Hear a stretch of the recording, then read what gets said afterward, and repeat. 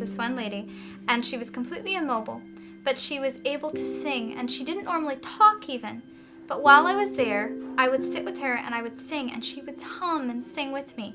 And it was just such a neat experience. And the name happened to be an Amish name.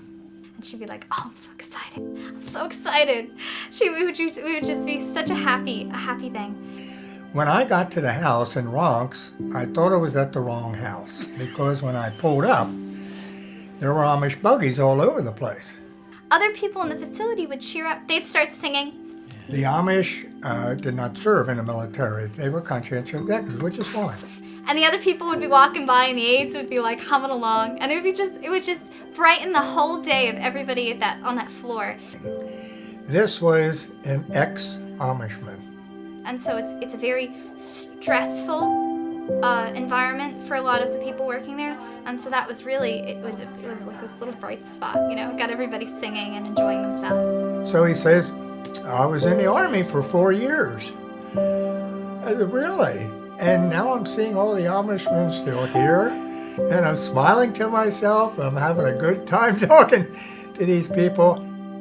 I was an English teacher, and I loved poetry and writing and good literature. And there was a woman who was an inpatient, and I saw she had a book by her table.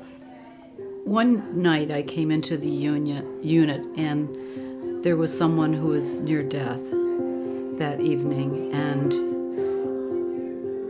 he had no one, no family, no one to sit with him. And the nurse said, "Would you care to do something like that?" And I said, "Well, certainly." And so we just started this conversation about our favorite poets, and we found that we both love the same poets, and we just had this really in-depth conversation. I went in and I held his hand.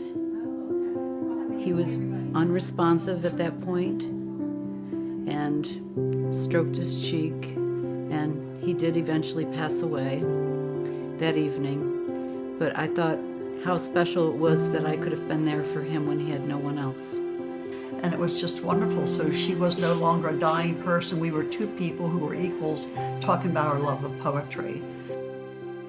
Early on, I met this lovely lady who had been in a nursing home for a number of years and now was on hospice, and I connected with her right away. But she came from a farming background, and I grew up in New York, so urban versus rural, and she shared with me her life. But someone said to me after a 6-week group, said, "You have helped me so much. You give me hope that there's a life for me after losing my spouse." And when I would say I have to go, it almost like broke her heart, and I felt badly. But she was special. I think probably with the bereavement groups, I actually had someone come up to me weeks later and thank me for the understanding way I had spoken with him at the time. That moment, I realized how important it is to be a volunteer and just to be present for someone who is experiencing a loss. And it took me by surprise because I wasn't aware of saying anything different or doing anything special, but apparently whatever I said or did was meaningful to him, and I thought, we just never know. At any point in time, any person, any word we say, we never know how it's going to impact someone else. But everybody has a story.